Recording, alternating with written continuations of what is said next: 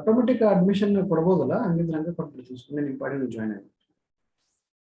S special am I audible visible my slide is okay? ಕಾಣಿಸ್ತಾ ಇದೆಯಲ್ಲ? ಕಾಣಿಸ್ತಾ ಇದೆಯಾ? Yes sir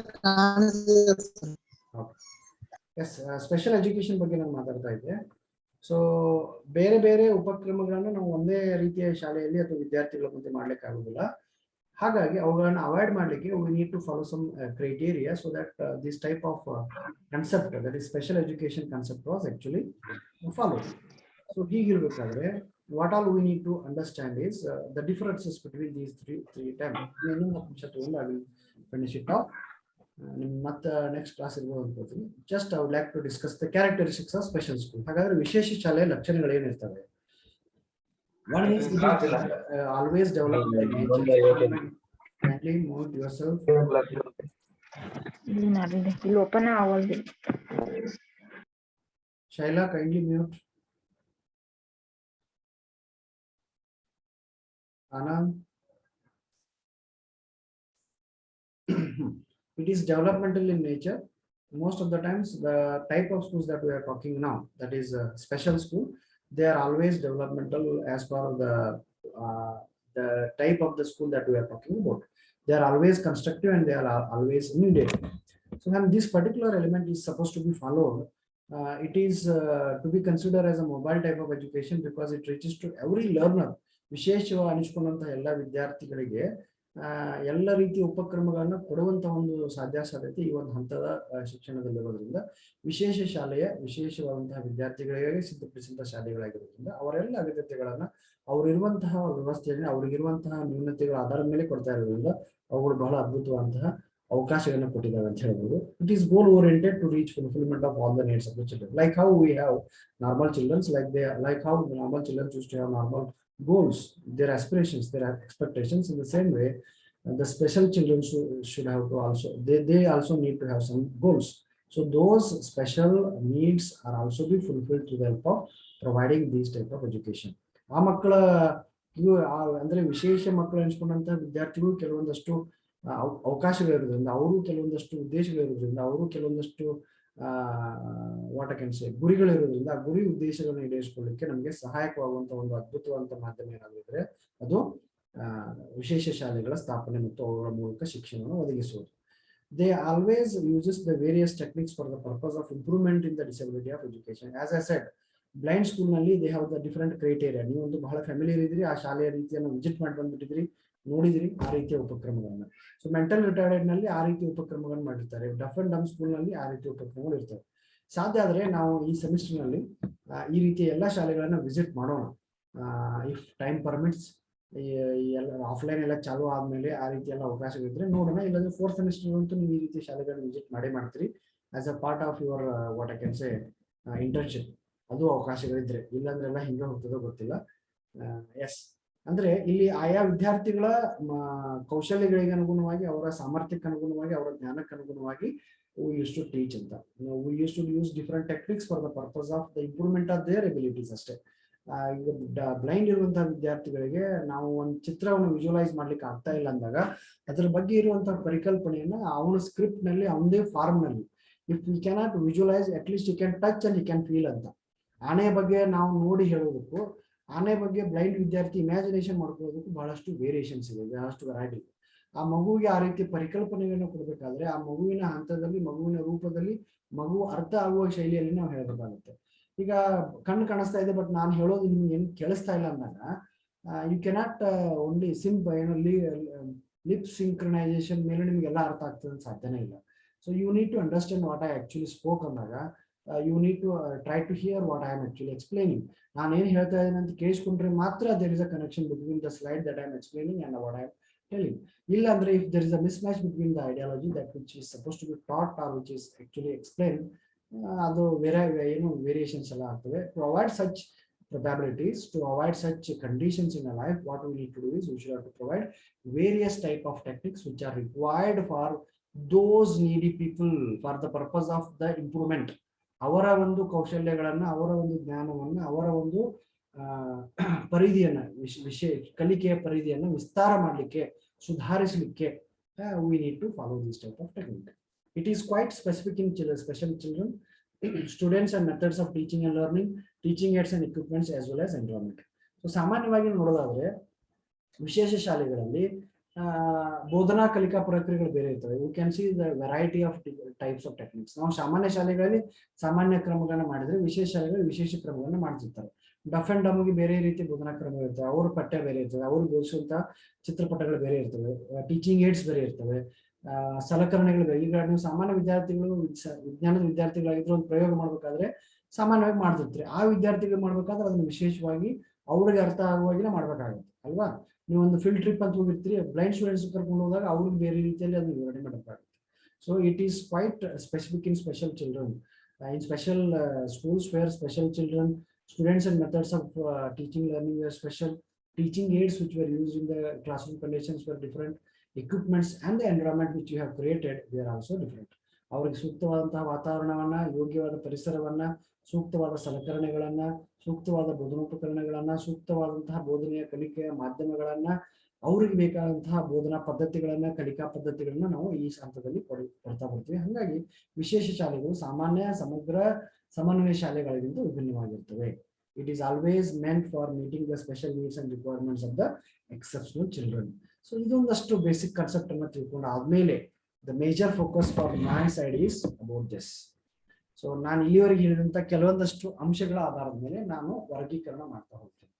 Okay, they may ask you to differentiate between inclusive and special, or differentiate between special and integrate, or you may also be asked to write the distinguish between among inclusive, special and integrated. ಸಮನ್ವಯ ಅಥವಾ ಒಳಗೊಂಡಿರುವ ಶಿಕ್ಷಣ, ವಿಶೇಷ ಶಿಕ್ಷಣ ಮತ್ತು integrated ಅಂದ್ರೆ ಸಮಗ್ರ ಶಿಕ್ಷಣದ ನಡುವಿನ ವ್ಯತ್ಯಾಸವನ್ನು ನೋಡ್ತಾ ಬರೋಣ. Hello, are there any issues? Hello, slide ಕಾಣಿಸ್ತಾ ಇದೆ ಇಲ್ಲೋ? ಸ್ಲೈಡ್ ಕಾಣಿಸ್ತಾ ಇಲ್ಲ, ನಿಮ್ಮ ವಾಯ್ಸ್ ಬ್ರೇಕ್ ಆಗ್ತದೆ. ಬ್ರೇಕ್ ಆಗ್ತಾ ಇದೆ. No sir, your voice is echoing as well as it's breaking sir. Wait.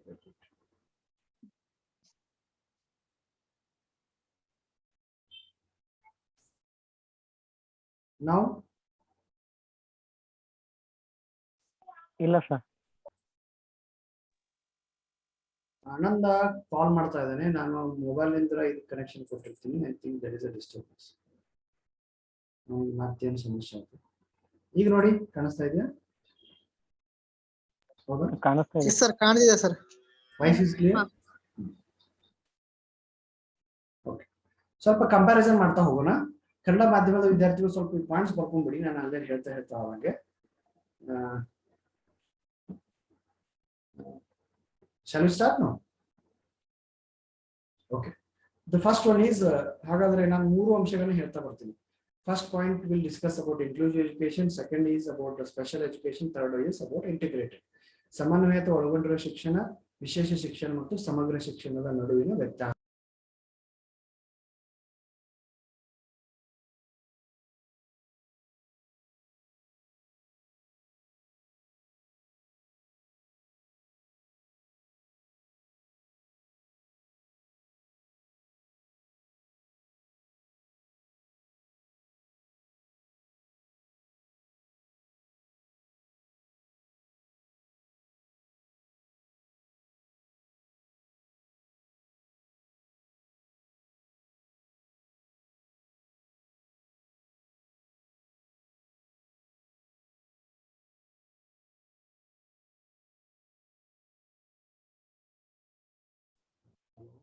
Hello, ನಾನು ಮಾತಾಡಿಸಿದ್ ಕೇಳಿಸ್ತಾ ಇಲ್ವಾ? ಇಲ್ರಿ ಸರ್, ಕೇಳಿಸ್ಲಿಲ್ರಿ ಸರ್ ಅವಾಗ್ಲಿಂದ. ಈಗ ಈಗ ಕೇಳಿಸ್ತಾ ಇದೆ ಸರ್. ಸ್ಲೈಡ್ ಕಾಣ್ತಾ ಇದೆಯಾ? ಹಾ ಸರ್, ಕಾಣಿಸ್ತಾ ಇದೆ ಸರ್ ಇವಾಗ.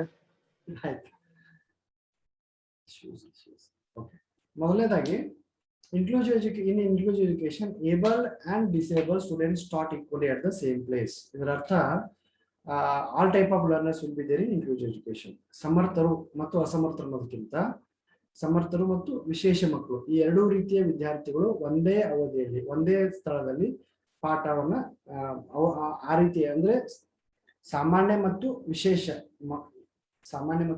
ವಿದ್ಯಾರ್ಥಿಗಳು ವಿದ್ಯಾರ್ಥಿಗಳು ಕೂಡಿಕೊಂಡು ಕಲಿಯುವಂತಹ ಒಂದು ಶೈಕ್ಷಣಿಕ ಪ್ರಕ್ರಿಯೆ ಸಮನ್ವಯ ಶಿಕ್ಷಣವಾಗಿದೆ. Able and disable students use to taught equally at the same place. ಎಲ್ಲ ಸಾಮಾನ್ಯ ಮತ್ತು ವಿಶೇಷ ಮಕ್ಕಳು ಇಬ್ಬರೂ ವಿದ್ಯಾರ್ಥಿಗಳಿಗೆ ಒಂದೇ ಸ್ಥಳದಲ್ಲಿ ನೀಡುವಂತಹ ಶಿಕ್ಷಣದ ಕ್ರಮ ಯಾವುದಾಗಿದೆ? ಸಮನ್ವಯ ಶಿಕ್ಷಣವಾಗಿದೆ. ಹಾಗಾದ್ರೆ ಇಲ್ಲಿ ಸ್ಪೆಷಲ್ ಎಜುಕೇಶನ್ ಅಲ್ಲಿ ಏನಾಗುತ್ತೆ? Special education is for those who have specific disabilities. ವಿಶೇಷ ಶಿಕ್ಷಣವು ವಿಶೇಷ ನ್ಯೂನತೆಗಳಿರುವಂತಹ ವಿದ್ಯಾರ್ಥಿಗಳಿಗೆ ಸಿದ್ಧಪಡಿಸಿದಂತಹ ಒಂದು ಶಿಕ್ಷಣದ ಕ್ರಮ. ಬರ್ಕೊಳ್ತಾ ಇದ್ದೀರಾ? ಹಾ sir. Or at least you can record it so that it will be helpful for you to prepare some notes. Okay.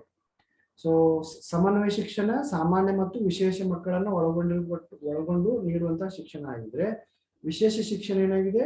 ವಿಶೇಷ ವಿದ್ಯಾರ್ಥಿಗಳಿಗಾಗಿ ಸಿದ್ಧಪಡಿಸಿದ ಶಿಕ್ಷಣ. Special education is for those who have specific disabilities.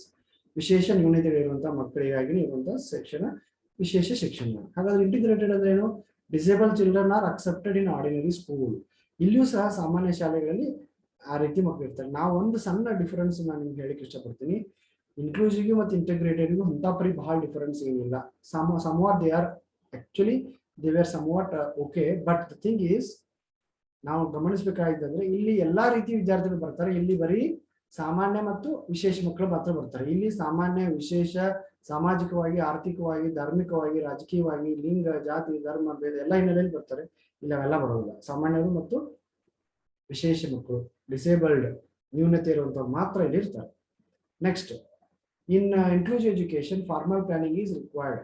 ಅಂದ್ರೆ ಔಪಚಾರಿಕ ಯೋಜನೆ ಇಲ್ಲಿ ಅವಶ್ಯಕತೆ ಇದೆ. ಸಮನ್ವಯ ಶಿಕ್ಷಣದ ಪರಿಧಿಯಲ್ಲಿ ಔಪಚಾರಿಕ ಯೋಜನೆ ಅವಶ್ಯಕತೆ ಇದೆ. ಸಾಮಾನ್ಯ ಶಿಕ್ಷಣದ ಅವಧಿಯಲ್ಲಿ ಇನ್ಕ್ಲೂಸಿವ್ ಎಜುಕೇಶನ್ ಸಮನ್ವಯ ಶಿಕ್ಷಣದಲ್ಲಿ ಔಪಚಾರಿಕ ಯೋಜನೆಯ ಅವಶ್ಯಕತೆ ಇದೆ. Where in inclusive education formal planning is required, whereas in special education plan is according to the student's ability.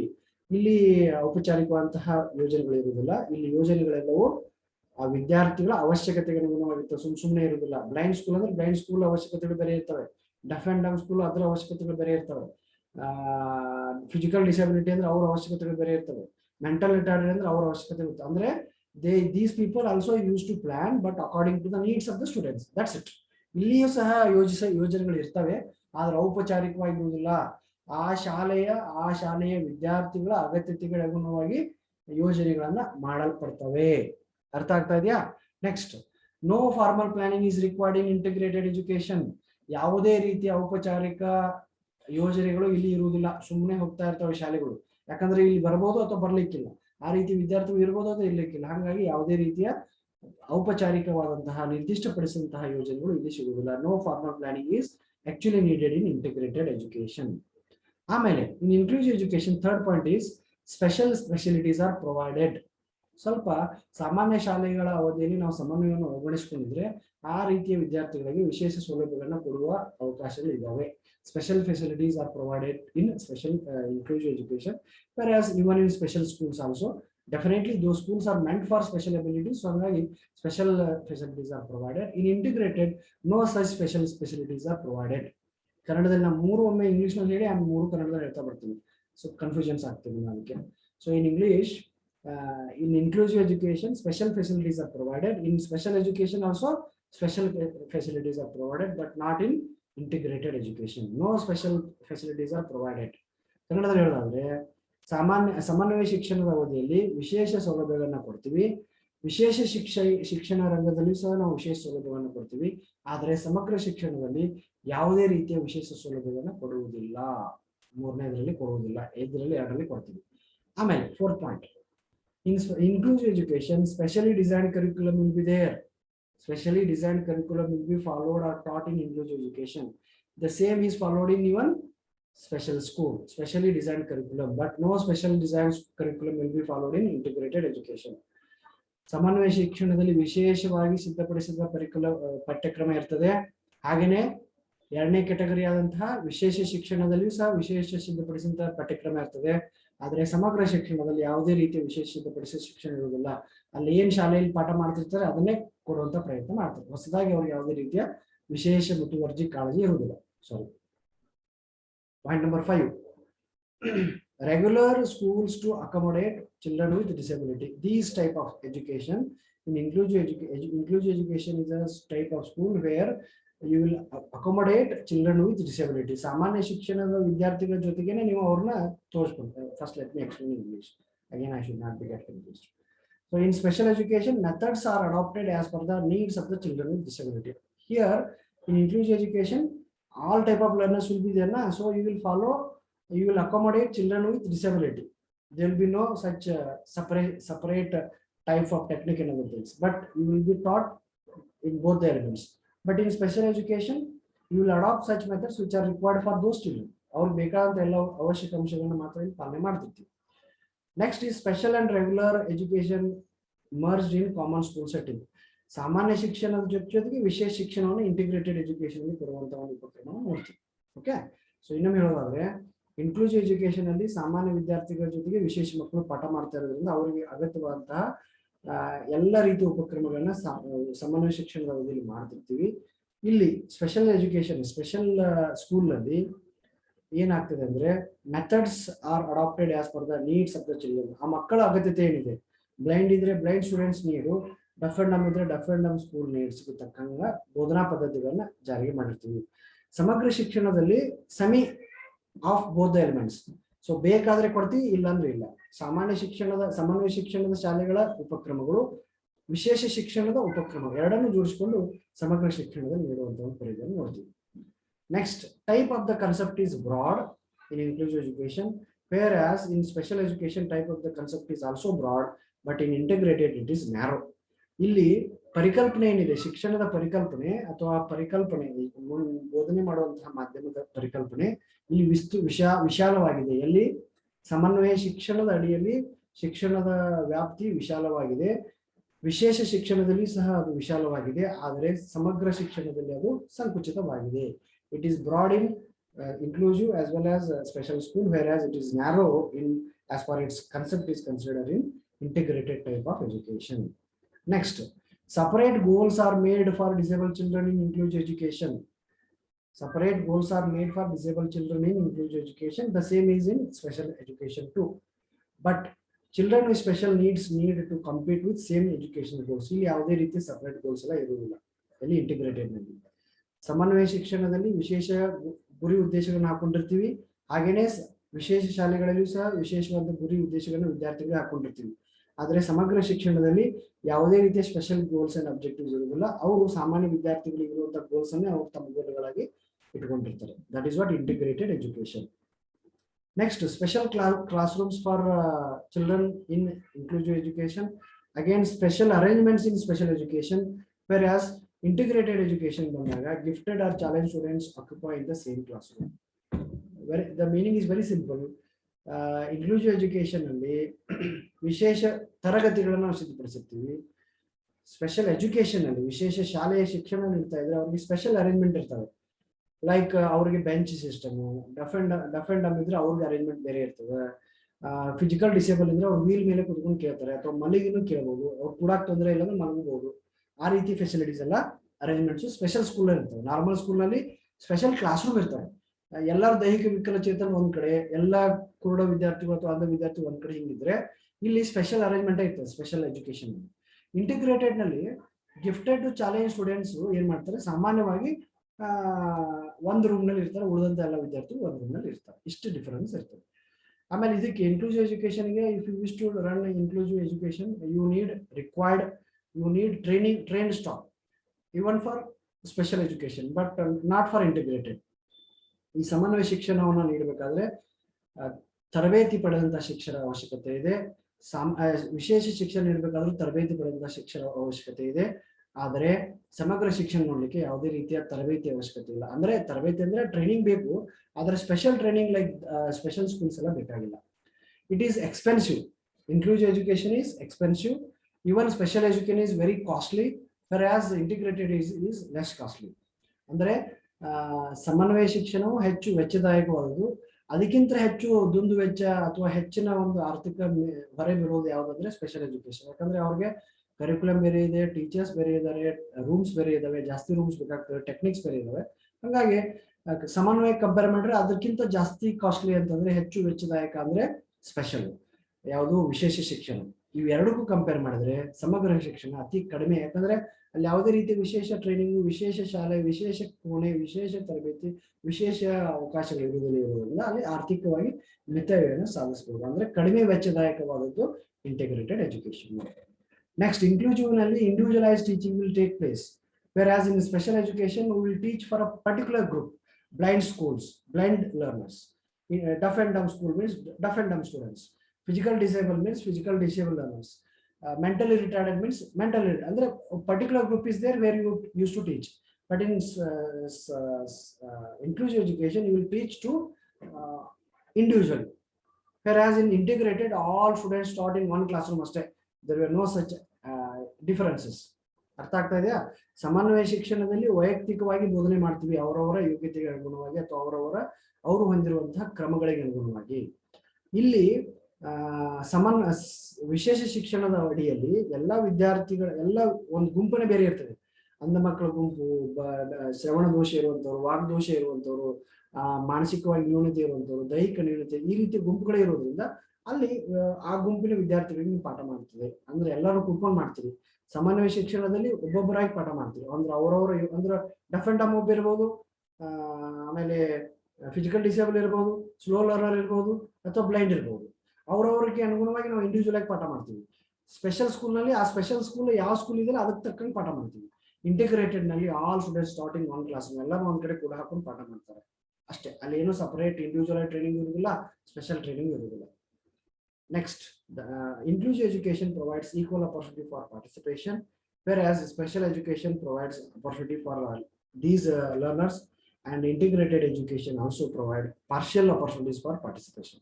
ಇಲ್ಲಿ ಭಾಗವಹಿಸುವಿಕೆಗೆ, ಸಮನ್ವಯ ಶಿಕ್ಷಣದಲ್ಲಿ ಭಾಗವಹಿಸುವಿಕೆಗೆ ಮುಕ್ತ ಅವಕಾಶ ಇದೆ. ಸ್ಪೆಷಲ್ ಎಜುಕೇಶನ್ ನಲ್ಲಿ ಸಹ ಲಿಮಿಟೆಡ್ ಅಪಾರ್ಚುನಿಟೀಸ್, ಸೀಮಿತವಾದಂತಹ ಅವಕಾಶಗಳಿದ್ದಾವೆ. ಆಮೇಲೆ ಈ ಸಮಗ್ರ ಶಿಕ್ಷಣದಲ್ಲಿಯೂ ಸಹ ಸೀಮಿತವಾದಂತಹ ಅವಕಾಶಗಳಿದ್ದಾವೆ.